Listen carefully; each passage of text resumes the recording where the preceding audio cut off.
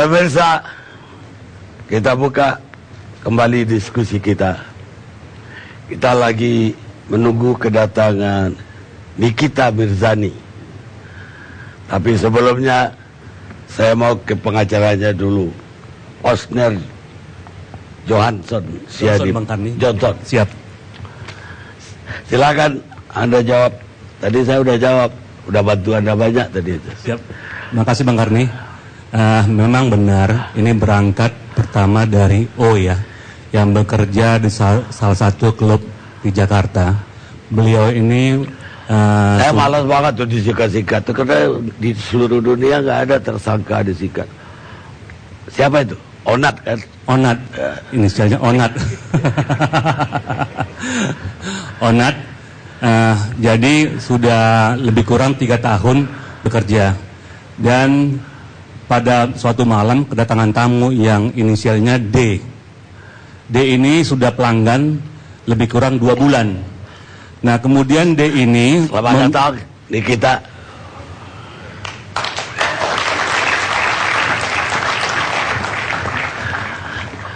Silakan.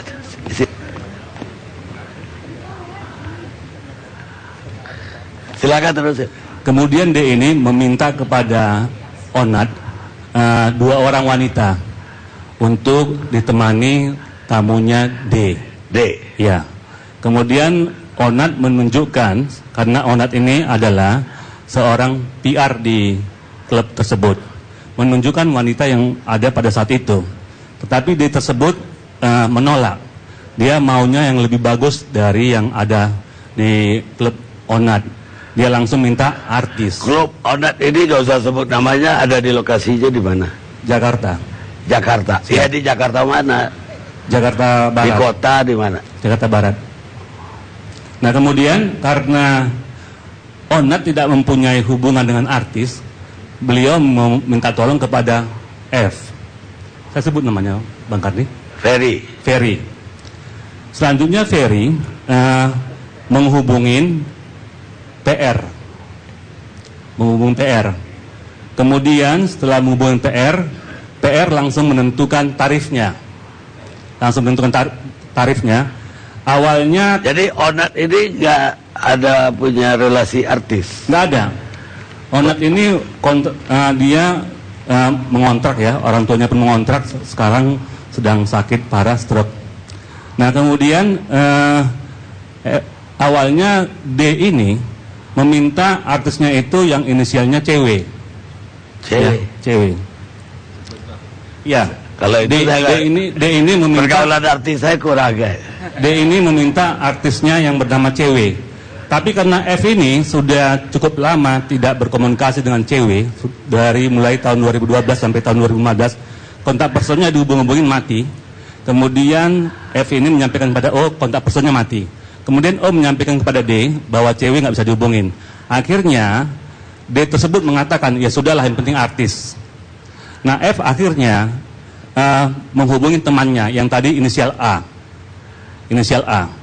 Setelah itu inisial A menunjuk NM. Ada NM. Kan gitu. Nah setelah itu nego menentukan harga. Tarif ini juga, tarif untuk NM ini ditentukan oleh NM sendiri. Yang menyatakan kepada A menyatakan kepada O. Nah setelah itu D tersebut tadinya menentukan tempat hotelnya. D? Ya. Hotel D ini siapa? Tamu tadi, pelanggan O tadi. 2 bulan menjadi pelanggan yang sering datang ke tempat klub malam, klub O. Udah kenal dia, udah kenal persis lah ya. Yang mengaku, pada saat itu mengaku seorang pengusaha pertambangan batu bara. Kepada O, mengakunya demikian. Nah selanjutnya, D ini sudah menentukan hotelnya di mana, yang inisialnya S, ya atau Said lah ya. Nah tetapi NM tidak mau di hotel tersebut. Dia menunjuk langsung hotel yang berkenan bagi beliau, yaitu pada saat kejadian. Setelah ditentukan tarifnya oleh NM dan PR, ditentukan juga tempatnya, maka ditentukanlah waktunya. Waktu juga ditentukan oleh D tersebut. Nah, pada saat itu O dan F datang duluan ke hotel tersebut.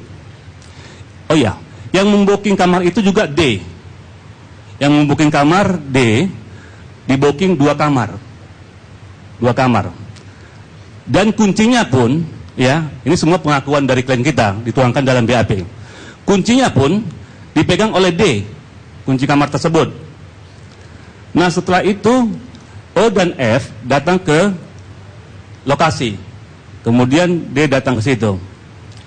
Nah, setelah bertemu bertiga mereka, awalnya pertama sekali datang PR. PR, ngobrol-ngobrol. Selanjutnya sambil menunggu kedatangan MM sama A. Nah, setelah datang MM sama A, O, F, dan D pindah ke... A ini siapa ini? Atau dia yang ini disebut A laki atau perempuan? laki-laki. Oh, yang tersangka yang Iya, lagi yang dicari. sekarang sedang dikejar. Nah, kemudian O dan F itu sama D berpindah ke lodge ataupun di restoran. Sementara PR tinggal sendiri sini. Nah, setelah itu ketemu A sama NM. Kunci yang diserahkan melalui D tadi kepada F menyerahkan kepada NM. Nah, selanjutnya NM mengatakan kepada F, bayarannya sudah terima, nanti diselesaikan. Kemudian F menyerahkan kunci kepada NM, kemudian MM masuk ke dalam kamar. Setelah itu O dan F dan D menemuin PR yang berada lokasi berbeda. Setelah itu udah NM masuk dalam kamar, kunci kemudian F kasih ke PR. Kemudian PR masuk ke dalam kamar. Hingga dua-duanya sudah masuk dalam kamar. Setelah itu O dan F meminta duit yang dijanjikan oleh D kepada O dan F untuk bayaran NM dan PR. Dikasihlah sama D tersebut uangnya. Setelah dikasih, diserahkanlah kepada mereka. Lanjut mereka masuk ke kamar mandi. Di kamar mandi betul pengakuan dari klien kita, cukup lama ya untuk menghitungnya. Totalnya lebih kurang 89 juta 50 ribu 89 juta 50 ribu rupiah. Kemudian sudah hitung-hitung juta per orang atau dua-duanya? Include semua itu, termasuk juga untuk A-nya, untuk mereka lah. Tapi kalau untuk tarif untuk PR itu 25 juta, tarif untuk NM itu 40 sampai 50 juta pada saat itu. Nah, setelah itu keluar dari kamar mandi, terjadilah penangkapan, penggerbekan oleh polisi. Demikian Bang Karli. Itu ditangkap bersama D atau hanya perempuan-perempuan ini aja? Enggak, D ada di situ, tapi yang ditangkap itu hanya O dan F. Sementara D yang tadinya mengasih uang tersebut langsung nggak kelihatan di mana keberadaannya. O dan F itu di dalam kamar? Di dalam kamar mandi di luar. Di luar. Mereka menghitungnya di luar, dekat lounge itu atau restoran. Yang perempuan di dalam kamar mandi? Yang perempuan sudah dalam kamar mandi? Di kamarnya, Bang. Oh. Di kamarnya, yang mana dalam kamar situ udah ada tamu laki-laki tersebut. D kan? Atau lain lagi tamu lain lagi? Ini semua tamunya D, yang 2 orang tamunya D. Oh, D punya 2 tamu. Ya. Baik. Siapa itu D itu? Itu anggota kami. Anggota polisi. Ya. D termasuk 2 orang tamunya D yang ada di kamar itu anggota. 2 orang lagi itu anggota juga. Ya. Boleh itu dijebak begitu untuk kasus? Boleh, undercover by. Yang saya tahu yang boleh itu kan kasus narkoba, kasus curanmor, teroris, curanmor, narkoba, korupsi. Apa ini juga ada? Boleh, diperbolehkan. Ada hukum acaranya di undang-undang ini? Di dalam hukum acara tidak diatur boleh atau tidak boleh. Itu masuk dalam dalam teknis kepolisian, teknis data kepolisian, teknik pemulihan kasus. Itu diperbolehkan. Nah, harusnya ada di hukum acara khusus undang-undang tersebut kalau itu mau diberlakukan. Karena di KUHP nggak ada itu penjebakan. Yaitu kalau undang-undang korupsi kan ada. Bahkan undang-undang korupsi menyadap pun boleh. ada di sini pasalnya menyadap boleh. Di dalam TPPO ada diperbolehkan menyadap. Diperbolehkan. Iya, diperbolehkan. Diperbolehkan. Menjebak. Diperbolehkan. Ya kalau menjebak itu kan bahasa down to earth-nya, tapi dalam undang-undang kan tidak seperti itu bahasanya. Ya, mungkin bahasa lain, tapi ada uraiannya untuk membolehkan itu harusnya. Ada di dalam undang-undangnya ada. Mungkin Bang Karni saya tambah dikit. Tadi ketinggalan sedikit. Apa? Jadi F itu dia sudah lama untuk berhenti. Jadi dia Desember 2014 sampai November 2015 karena ada telepon dari O, baru dia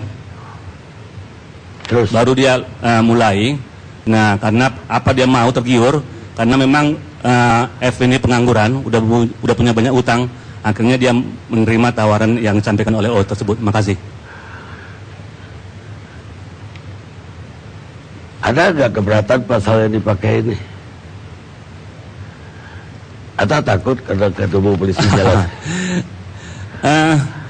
Saya rasa gini, dengan pasal yang diterapkan oleh Polri, Undang-Undang 21 tahun 2007, pasal 2, kita bisa simak, tadi Bang Umar Kasubdi sudah bilang, ini kan kita lihat tidak ada ya, unsur paksaan, kita bisa pengrekrutan pun tidak ada pengrekrutan, pengangkutan pun NM datang sendiri, PR datang sendiri, penampungan pun tidak ada, pengiriman pun tidak ada, pemindahan pun tidak ada, penerimaan seorang dengan ancaman kekerasan tidak ada, penggunaan kekerasan tidak ada, penculikan tidak ada, penyekapan juga tidak ada, pemalsuan, penipuan juga tidak ada, penyalahgunaan kekuasaan atau posisi rentan juga tidak ada, penjeratan utang atau memberi bayaran atau manfaat walaupun memperoleh persetujuan dari orang yang memegang kendali atas orang lain.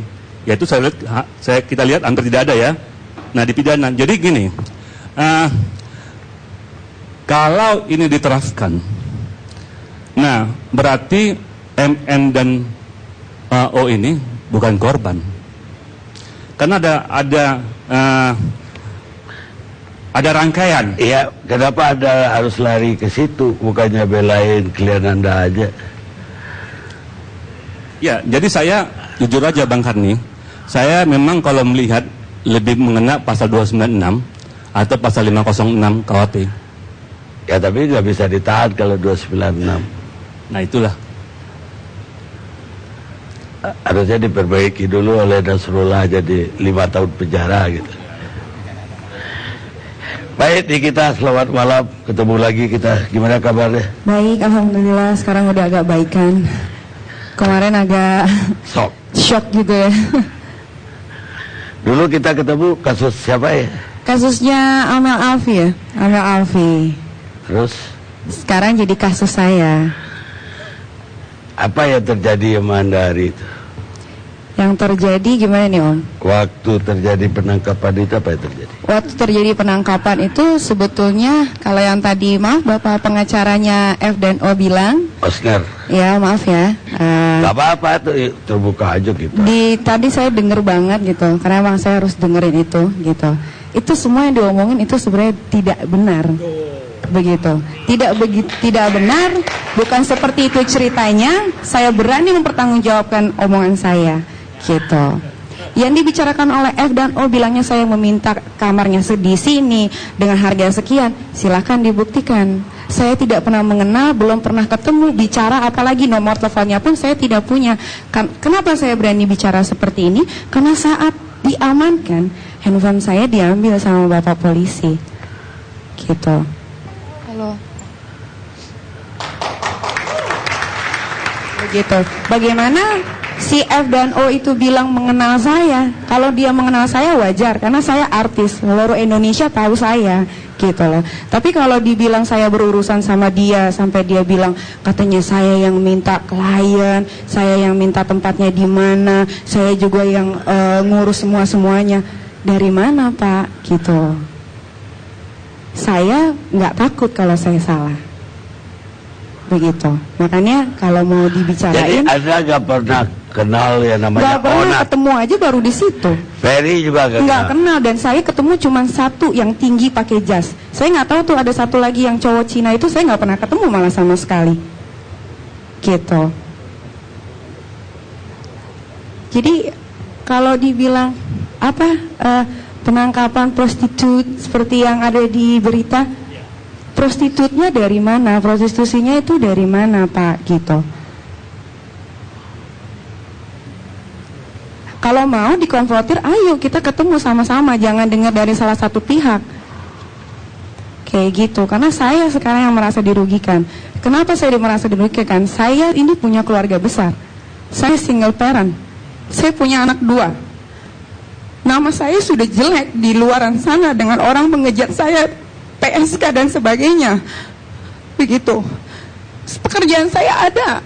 Saya punya pekerjaan, kontrak-kontrak yang saya baru tanda tangani bernilai ratusan juta rupiah, saya bisa kasih unjuk ke Bapak.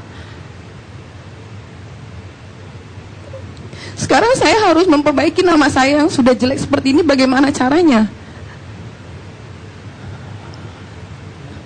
Jangan mentang-mentang di luaran sana image saya sudah terkenal sebagai perempuan yang seksi, begini, begitu. Tapi saya tidak pernah menjual diri, sampai detik ini pun saya tidak pernah terbesit untuk menjual diri saya.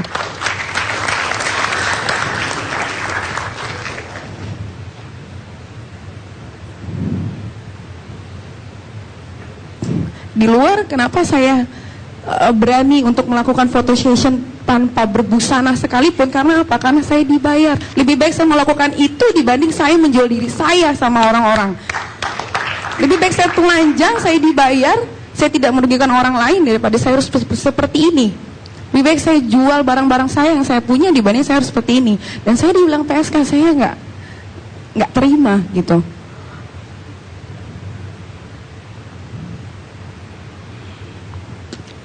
Kita rehat dulu sejenak. Cara kita. Satu pertanyaan Pak Osner. Anda ditunjuk oleh Ferry dan Onat atau ditunjuk polisi untuk mendampingi? Sebetulnya begini, pada saat Ferry dan Onat itu diamankan di Barreskrim Mabes Polri, ditawarkan oleh penyidik untuk didampingi oleh pengacara, ya Bang ya. Tetapi Onat sama Ferry tidak mempunyai pengacara, sementara penyidik harus melakukan pemeriksaan karena mengamankan 1x24 jam. Akhirnya besok hari penyidik mengatakan kalau gitu kita ada kenal pengacara, kalau klien mau ya tergantung kepada klien semua. Kalaupun klien nggak mau, tergantung kepada klien. Kalau memang ada, kami harus melakukan pemeriksaan. Akhirnya, setelah saya ketemu sama Onat dan Ferry, mereka sepakat untuk menunjuk saya sebagai pengacara mereka. Ngerti. Saya hanya ingin tahu gara-gara kok Anda nggak keberatan sama sekali dengan tuduhan pasal yang diajukan polisi. Makanya saya tanya Anda dari tadi polisi. Keberatan, Bang. Tadi keberatan, saya bilang tadi kan. Ya, kita... Enggak, awalnya setelah saya tanya baru ada. Baik, ini kita memang saya harus tanyakan kronologinya Anda sampai di hotel di bundaran Hotel Indonesia itu gimana? Oke, kronologinya gini ya. Saya dijanjikan oleh Cici ini. Cici ya? Siapa? Cici ini dia kerja di salah satu perusahaan besar asuransi di Jakarta. Tapi saya nggak bisa sebutin perusahaan asuransi apa. Dia bilang gini. 2 hari sebelum itu ya, 2 hari sebelum itu dia sempat telepon saya. Nick lagi di mana? Lagi syuting. Gue mau ngenalin lo nih sama cowok ganteng, tajir. Pokoknya kalau soal kerjaan lo beres deh sama dia. Loh, di pikiran saya butuh kerjaan karena saya punya anak 2. Begitu kan? Saya juga butuh koneksi untuk saya bisa dapetin kerjaan dengan gampang. Dan saya iyakan. Stop sampai di situ pembicaraan.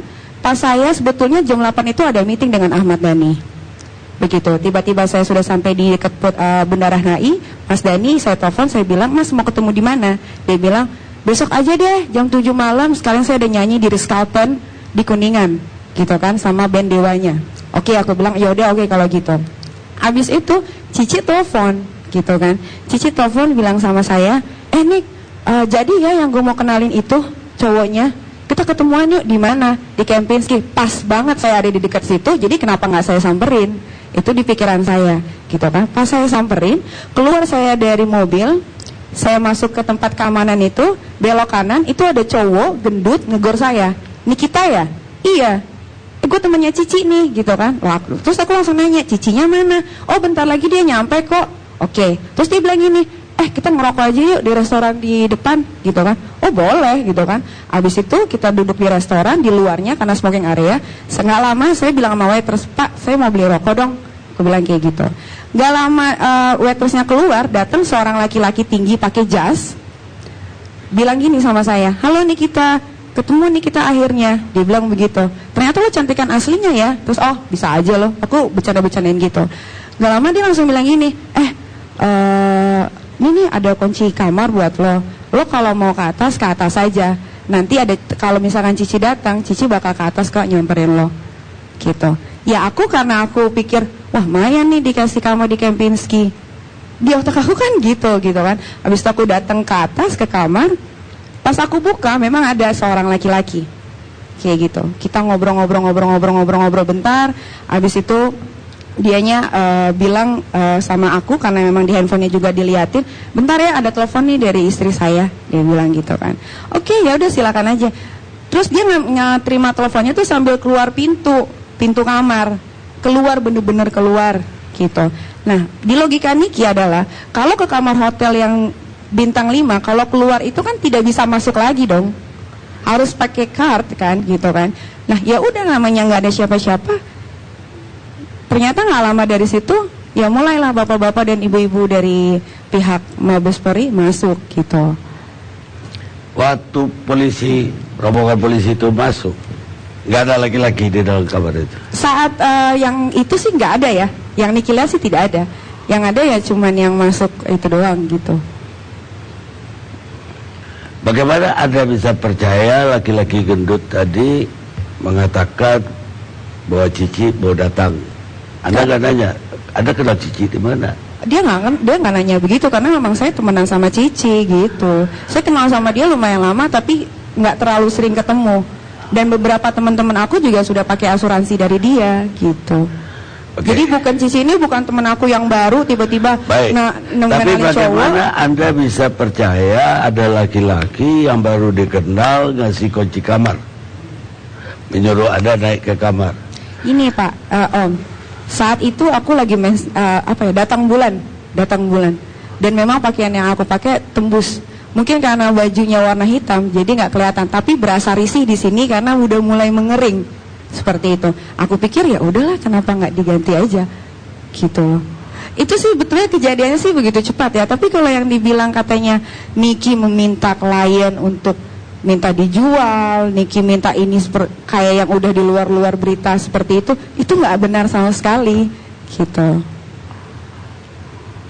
Ya sekarang kalau misalkan seorang janda ya, saya ini seorang janda, anaknya 2, dikenalin sama cowok, mudah-mudahan dikawinin, ya kali masa saya tolak Pak. Oke.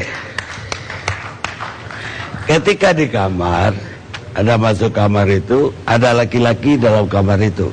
Ada. Anda nggak kaget ada orang lain lagi yang Anda belum juga kenal toh? Ada. Notabene belum kenal. Iya. Dan Anda tetap aja masuk? Masuk aja. Berani karena banget bukan berani ya Om, gini ya.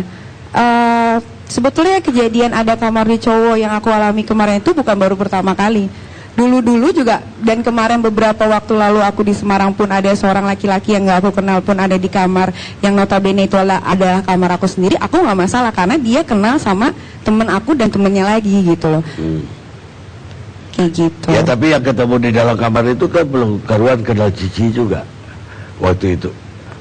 Kalau menurut dialognya, kalau dibilang ada temen gue mau gue kenalin sih harusnya udah kenal ya Om. Jadi aku nggak merasa insecure atau gimana ya, aku merasa aman aja. Tadi Anda mengatakan bahwa Anda dalam keadaan mens, kemudian Anda celana Anda dalam bersih. keadaan menstruasi aku berani dicek 100%. Ya, terus Anda merasa risih karena nggak bersih kan, makanya Anda mau terima. Ya. Katanya polisi menangkap barang bukti hari itu. berupa celana dalam dan Ini juga aku mau agak padahal sedikit, kondom. aku mau tanyain ya. Maaf sebelumnya Pak Umar, maaf juga sebelumnya bapak-bapak pihak dari kepolisian.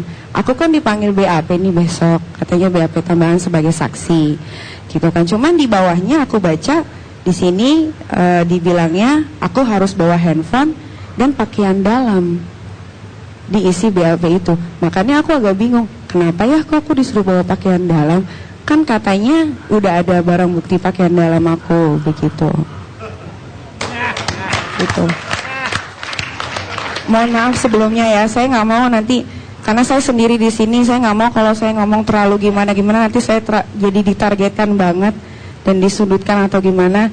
Sebetulnya saya kesini pun sebetulnya agak gimana ya gitu, agak dibilang takut, saya takut karena yang berurusan sama saya bukan orang kecil gitu. Sedangkan saya di sini buta hukum, saya nggak tahu apa-apa.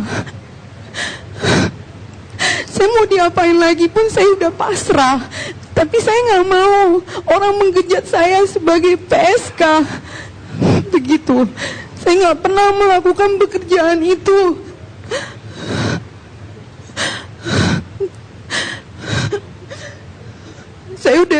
Saya udah biasa ya, bukan biasa ya. Ini bukan pertama kalinya saya ngadepin kasus hukum.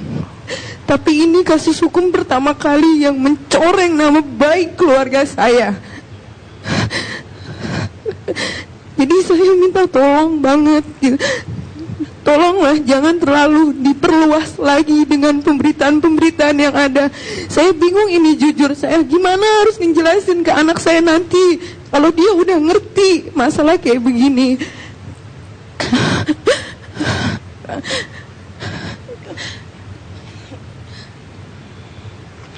Baik Nikita, Anda punya anak berapa? Anak saya 2 om, yang satu umur 1 tahun 3 bulan, yang satu 8 tahun. Dan syukurnya anak saya yang 8 tahun saya sekolahin di international school. Jadi dia tidak akan pernah mendengar berita miminya kayak gini. Orang tua masih ada? Saya yatim piatu. Karena saya yatim piatu, saya bingung saya harus ngadu ke siapa. Dengan masalah yang saya hadapin sendiri kayak begini, saya mau cerita ke siapa? Orang lain enak aja gituin saya, terus saya siapa yang mau nolongin? Saya harus berlindung ke siapa? Jujur saya tertekan, saya takut banget.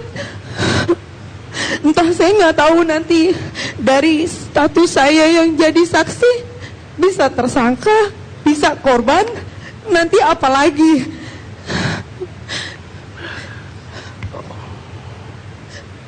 Saya juga mau bilang sedikit di sini.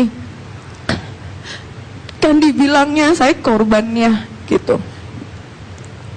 Tapi kok saya diperlakukan tidak layaknya seperti korban gitu.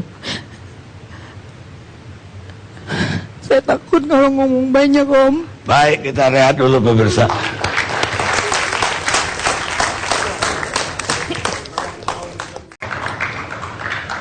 Pemirsa, kita masih bersama Indonesia Lawyers Club.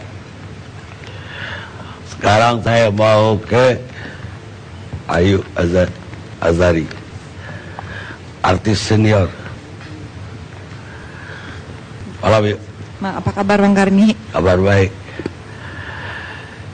Anda udah dengar cerita tadi dan Nikita juga bilang bahwa ya semacam dia difitnah lah. Dia ke sana bukan karena mau pelacur atau mau ngapain. Nah, tapi bukan rahasia umum kan bahwa artis itu memang banyak yang bisa dipesan oleh laki-laki hidung belang. Dulu juga kita pernah diskusi di sini, kita juga hadir. Iya. Ketua artis pun namanya Anwar Puadi waktu itu membenarkan. Walaupun dia bilang nggak semua, ya benar juga. nggak mungkin semua. Anda sendiri sebagai artis senior juga dalam hal gosip. Banyak sekali gosip terhadap Anda, bahwa Anda sama si Anu. Makanya juga kawin cerainya juga sering juga. Sampai terakhir saya dengar sama Bupati apa. Bisa Anda tanggapin? Ya, kalau saya terus terang dengar cerita Nikita, baru lihat di TV aja udah trauma, kaget gitu. Dipanggil ke sini pun aku udah kaget gitu, udah shock duluan. Karena bukan baru pertama kali, pernah diundang juga ke TV One membicarakan ini. Kemudian kasus seperti ini, prostitusi artis itu udah 2 kali ya diangkat. Sebelumnya juga ada, malah inisialnya AA. Alhamdulillah AA lain gitu, bukan saya ya, alhamdulillah. Jadi melewati gosip itu buat saya memang udah seperti apa ya, kayak nggak ada perlindungan untuk artis. Dan yang sangat miris buat saya, kenapa kok artis perempuan yang selalu jadi korban? Padahal prostitusi ada di semua lini ya kan, bukan di bidang artis saja. Maksud ada artis laki-laki juga ada prostitut. Ya, bukan artis saja, maksudnya bisa di mana-mana prostitusi itu, bukan cuma di bidang artis gitu. Tapi kenapa yang harus jadi korban perempuan? Orang jadi prostitusi itu nggak ada yang mau kalau disuruh memilih. Tidak akan memilih. Tidak akan mau. Kayak Nikita tadi bilang, kalau ada yang mau ngelamar dia jadi istri, ada yang ngurus, lebih seneng kan? Nah, kalau misalnya terus media. Ada. Saya pernah baca buku, nama bukunya Olanda Safir, pelacur Belanda paling terkenal. Iya. Nah, dia pilih itu, jalan hidupnya itu. Jalan hidup berarti dia ada satu kekuatan khusus untuk carry on with that kind of decision. Buat pilihan itu perlu sesuatu yang sangat berat sekali, diperlakukan sebagai objek, tetapi bukan sesuatu hubungan yang baik, ya kan? Itu udah di luar ukuran perempuan normal. Jadi buat saya semua perempuan ingin disayang, semua perempuan ingin dilindungi, walaupun dia juga ingin eksis di bidangnya. Misalnya dia punya talenta, bermanfaat buat masyarakat, bermanfaat buat anak-anaknya, itu survive pertama wanita. Dicintai suaminya, ya kan, banyak rumah tangga gagal. Seperti saya beberapa kali gagal, alhamdulillah melewati gosip. Alhamdulillah masih bertahan. Yang penting itu, saya ingat orang tua saya berpesan, yang penting kamu bisa bertahan. Bertahan aja dulu, nggak usah muluk-muluk eksepsinya. Nah, kenapa saya mau ada di Indonesia, tidak memilih untuk ikut suami saya ke Denmark? Di sana hidup nyaman, ekspektasi tidak tinggi, masyarakat sederhana, naik sepeda kemana-mana, nggak mimpi punya private jet atau main golf atau apa. Kehidupan sehari-hari udah bahagia orang Denmark di dunia. Suami saya tinggal di sana dan anak-anak saya anak-anak Denmark. Masih ditanggung jawab suami saya, dan saya juga masih ditanggung jawab semua di rumah masih ditanggung jawab suami saya. Nah, kenapa saya milih di sini? Saya ingat generasi sebelum saya, pertama kali saya main film itu ada namanya Teguh Karya, ada namanya Slamet Raharjo, ada Mas Wendo juga. Jadi pertama main film itu jadi artis itu nggak gampang, nggak bisa ujuk-ujuk muncul di TV jadi artis tenar. Jadi ada satu pintu yang harus dimasuk jadi anggotanya, itu namanya Persatuan Artis Film Indonesia. Itu harus jadi anggota dulu. Nah, pada saat dia jadi anggota, nanti dia ada pendidikan kilat. Baru dia bisa main untuk peran yang cukup memadai dan bagus. Kemudian setelah itu dia jadi anggota biasa, kemudian dia ada pelatihan P4 namanya, Pedoman Pendidikan Penghayatan Pancasila. Jadi artis pun itu adalah bagian dari warga negara Indonesia yang perlu dibina dan diberikan ruang untuk dia berkembang.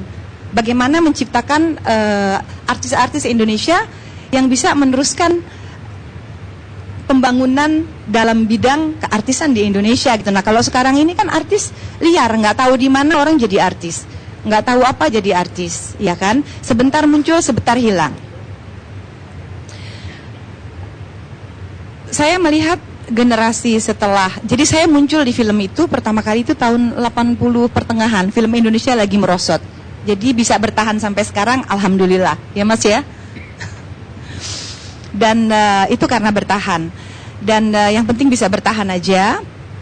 Gosip apa saya hadapi, saya lewati. Tetapi tadi hubungannya Anda bilang dulu masuk jadi artis susah. Sekarang ya orang bisa muncul sekali dua kali udah dibilang artis. Mungkin media juga salah. Tiba-tiba yang begitu dibilang selebriti.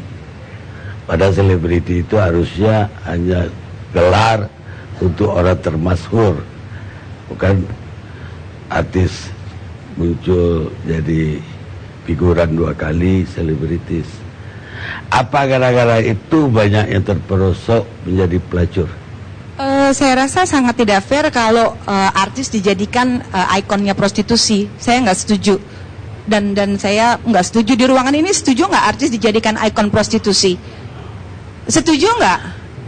Ini bukan ikon, tapi 2 kali loh. persepsi dari masyarakat itu yang saya konfirmasi kepada Anda. Iya, jadi menurut saya sudah saatnya negara memikirkan bahwa artis itu bagian dari pekerja, seniman, bagian dari orang yang juga lapangan kerjanya harus difikirkan, ruangnya harus diberi untuk dia mengaktualisasikan bakatnya, ya kan, kreativitasnya, jiwa nasionalismenya, berkarya untuk membangun Indonesia. Menurut saya begitu. Jadi kalau tiba-tiba perempuan, Nikita dan masih banyak yang lain-lain, tiba-tiba, aduh, mata rantainya putus dari Teguh Karya ke saya dan ada teman-teman saya yang lain. Siapa yang mau melanjutkan ini gitu loh. Jadi saya punya kewajiban untuk mengingatkan bahwa dunia seniman, artis itu kan bukan artis yang ada di Jakarta, yang ada di TV aja. Ada artis Surabaya, ya mas. Ada artis Madura. Saya ke Papua, ada artis Papua. Ada artis Ambon. Yang juga perlu difikirkan kehidupan, kesejahteraannya, pembinaannya, supaya tidak terjerumus pada hal-hal yang dia nggak punya lowongan kerja, nggak punya kesejahteraan yang menjamin. Akhirnya popularitasnya itu menjadi daya tarik orang-orang yang mau mengambil kesempatan akhirnya jadi korban misalnya, atau menjadi pilihan terdesak oleh keadaan.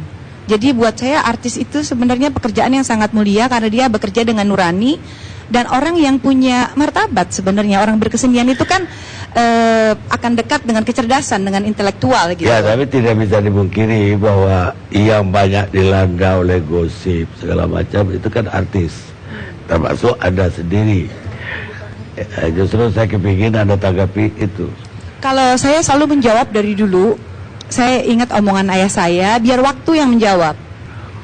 Apapun orang memanggil saya, terus terang, film saya mendapat penghargaan Piala Citra, supporting actress, peran pembantu terbaik. Saya jadi ini loh, perempuan yang di jalanan itu loh, Pak Karni. Memerankan peranan perempuan yang di jalan, kupu-kupu malam. Oh, kupu-kupu. Tetapi saya bisa dapat Piala Citra. Sebelumnya Mas Slamet pernah bilang, Ayu Hasari muka masjid, mana bisa main film memerankan peranan seperti itu. Tapi akhirnya saya buktikan bahwa saya bisa. Jadi pekerjaan seorang artis itu adalah pekerjaan yang fleksibel. Sebenarnya dia entertainer, dia cerdas, dia selalu dekat dengan sesuatu, ingin tahu dan ingin baru, dan mudah bergaul, ya kan, senang bergaul dengan siapa aja untuk mengenal lingkungan-lingkungan. Jadi dia bisa masuk ke semua lingkungan. Makanya ada Parvi, ada PPFI, ada orang namanya Usmar Ismail, tokoh yang buat Pancatunggal. Salah satunya kan ujung tombaknya Parvi sebagai PR dari insan film Indonesia gitu. Buat saya gosip biar waktu yang menjawab, dan insya Allah kalau kita benar pasti jawabannya akan benar. Tapi kalau kita salah ya waktu menjawab orang itu salah. Dan satu hal Pak Karni, di Amerika itu pemasukan negara paling tinggi dari pajak artis. Kenapa di Indonesia?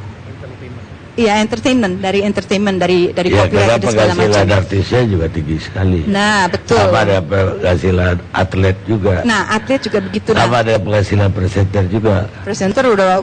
Ya, Oprah itu orang terkaya ke-10 di Amerika. Sekarang ada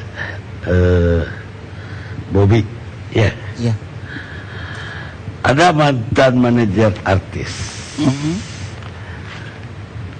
Apa yang Anda alami di dalam percaturan tersebut?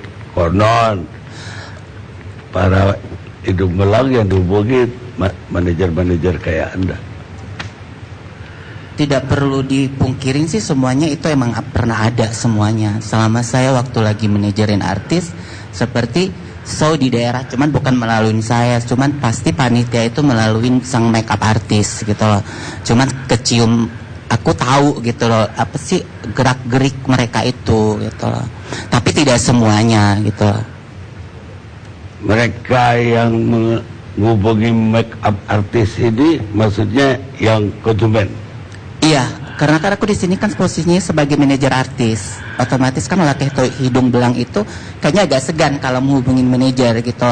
Dan yang lebih dekat kan sang artis sama makeup artis. Jadi yang hidung belang itu yang hubungin makeup artis kebanyakannya seperti itu. Baik, tapi makeup artis tentu harus lapor dong sama manajer. Masa artisnya dibawa-bawa aja, saya enggak perutnya.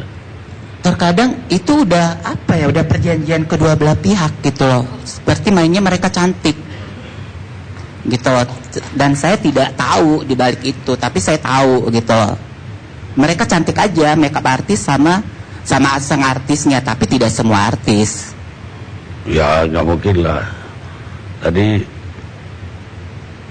kita juga akuin juga loh, artisnya udah kayak Wendo gitu, masa juga jualan ya, jualan. Iya benar-benar. Pangsanya lain lagi. Oh ada paksanya juga ya. Yang lewat Anda sendiri pembeliannya atau transaksinya dulu. Kenapa? Apa sering? Yang lewat Anda sendiri. Ada sih gitu loh, melalui pernah gitu loh. Cuman udah lama banget. Aku 10 tahun yang lalu 2007 lah ya, terakhir 2007. Apa? 2007 terakhir itu. terakhir ya. Ya udah 7 tahun yang lalu. Masih murah dok. Yang Anda ketahui tentang dunia artis itu sebagai manajer artis, kenapa sampai banyak gosip terhadap mereka dibanding orang lain? Maaf, saya bukan ngejudge semua artis ya. Emang sih beberapa artis juga itu sih sebenarnya kebutuhan gaya hidup mereka gitu. Mereka bisa aja melakukan hal seperti itu. Apa maksudmu dengan gaya hidup? Iya, mungkin dia pengen lebih eksis lagi gitu. Katanya begini. Dan kalau nggak jobnya lagi sepi. Bisa kan? Ya, dan lagi pula katanya mereka punya penghasilan misalnya taruhlah 50 juta. Pengeluaran mereka itu 100 atau 100 pendapatan tapi pengeluaran 150.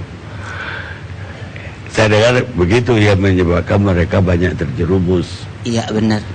Betul itu. Iya, karena kebanyakan kan banyak pengeluaran karena gaya hidup itu.